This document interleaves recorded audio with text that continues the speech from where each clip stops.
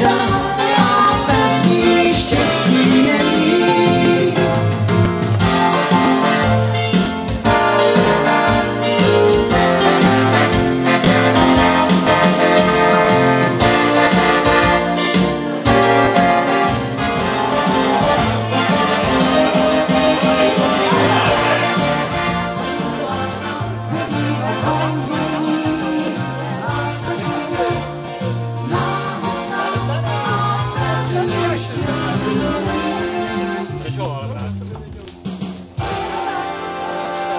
Přeji novomanželům i za samozřejmě vám přejeme, aby vám to do života fungovalo, abyste měli hodně dětí, abyste se měli rádi a vydrželo vám to hodně dlouho.